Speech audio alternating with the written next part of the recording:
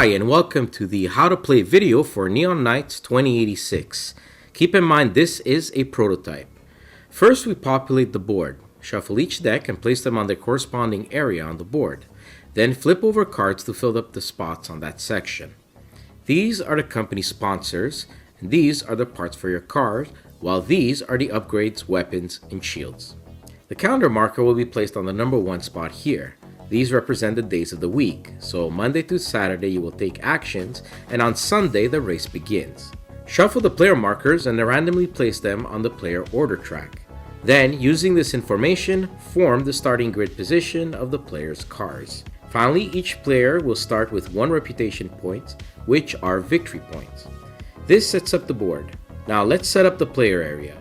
Each player will get a double-sided player board and will choose which card they want to own for the game. Place all cubes in their respective starting area. You start with 30 credits, 3 reputation from each of the 3 companies sponsoring you, 5 fans on the fan tracker, a number of armor points or health depending on the number of players you are, and finally a speed marker set at 2. We now form the player's hand. Shuffle all the fan bets and deal 1 to each player, setting the deck to the side for later use. Shuffle the driver implant cards and deal an equal amount to each player, removing the excess from the game. These cards are now drafted, which simply means each player will choose a card and keep it in their hand and pass the rest of the cards to the player to their left. Repeat this until there are no more cards to pass. This will create your driver's skill pool. Implants you will be able to purchase later. Each player installs the starting part of their car. Now that the board and player area is set, you're ready to start the week. Before the start of each week in a game, the player who is in the last position will have the opportunity to choose 8 of the many track tiles and place them any way he chooses to create the track.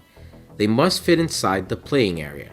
Once the track is set, in player order you will take one of these actions on your turn. Let me explain each action.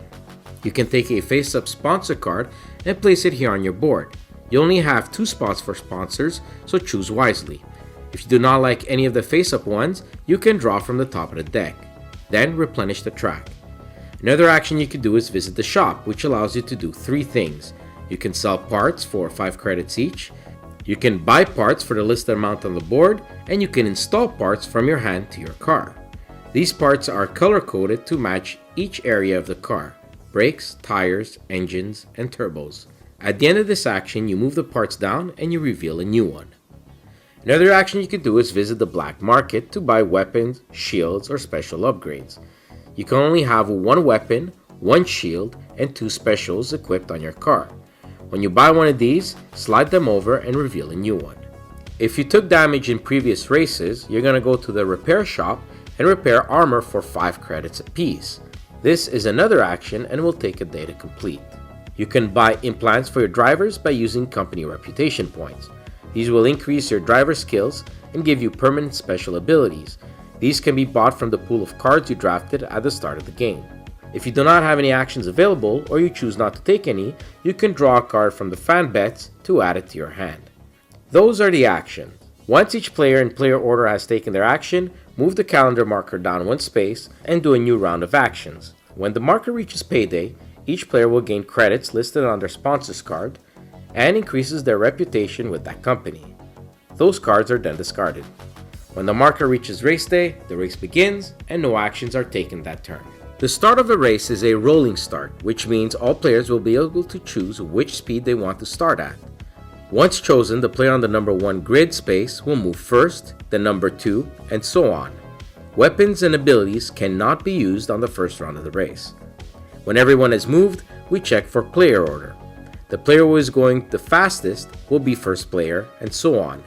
If there's a tie, for example 2 cars going at speed 6, they will check the power number of the part corresponding to that color. The higher number is the tiebreaker. Once the player order is determined, a new racing round begins. On your turn, you can decide to accelerate, decelerate, or cruise. To accelerate, you move your speed marker to the right a number of spaces equal to 1 plus the number from your parts. So in this case, you can move it up to 3 spaces. The same is true if you want to slow down, but this time going towards the left, a number of spaces equal to 1 plus your parts, in this case by 4 because you have good brakes. Once you've selected your speed, you move that many space on the board. If you touch one of these colored lines and you are going at a speed that is faster than the color, you will need to stop there, roll dice to see if you take damage, and then continue your movement. The number of dice you roll is how much faster you are going according to the color gap. So if you're going at a speed in green and touch an orange line, you'll roll 2 dice since it's 2 colors away. If you take damage, you will lose armor, speed, and a fan. If you roll all blanks, you drifted and took no damage, and you increase your fans by 1. If you're already at 5 fans, you gain a victory point. When everyone has moved, we check for slamming. If cars are sharing a spot, they will roll a die each to see if they take damage. If they do, reduce their armor. Players in a slam who take no damage gain a fan. Now let's take a look at battling on the racetrack. Weapons will have range, number of targets, and damage caused. You can use a weapon before or after you move. When you do, flip it face down. If you are being shot at, you can choose to use your shield and turn it face down. Whenever you use one of these, you gain a reputation point with the corresponding company. Same goes for special abilities. If you want to reactivate these, you need to land on the corresponding spots, which will reactivate that upgrade, but it can only be used starting next turn. If you're running low on armor, you can land on these spaces to repair, but again, this costs 5 credit per armor. If you want to repair for free, you can by moving at a slow red speed, which repairs your armor by 3. You might even have the repair arm, which you can use on your turn. Keep racing this way until a player reaches the finish line. Here, each player who did not move yet will finish the round, and then the race ends. The first player to cross will gain victory points equal to the number of players, plus their fan base from their player board. They will start last on the starting grid next turn. The second player will gain points equal to their position, plus their fans, and so on. The player in last place will gain 1 victory point, but no bonuses from fans, so don't come in last. At the end of the race, there's a cleanup phase. Each player who accomplished their fan bets will gain the reward and discard that card. If not, keep the card for next race. Then each player will draw a new fan bet card. The board is then completely wiped and refreshed with new cards, and the player in last place will now create a track that can benefit them. The calendar reset and the player order track is changed according to the victory point track. Start a new week and see how well you do this time. You can play any number of rounds determined before the game starts. The player with the most points at the end of the tournament wins the title of Neon Knight. Now let's take a look at some of the weapons and special actions you can do using parts. Each weapon has different stats, and some can also change other players' speed instead of damaging them. These are hacking attacks. If you see an opponent buying one of these, you might want to buy the anti-hacking shield. Most of the special abilities are self-explanatory, like explosive rounds, super brakes, and even sabotage, where you can pay someone to cut some lines on another player's car, causing them to lose a part.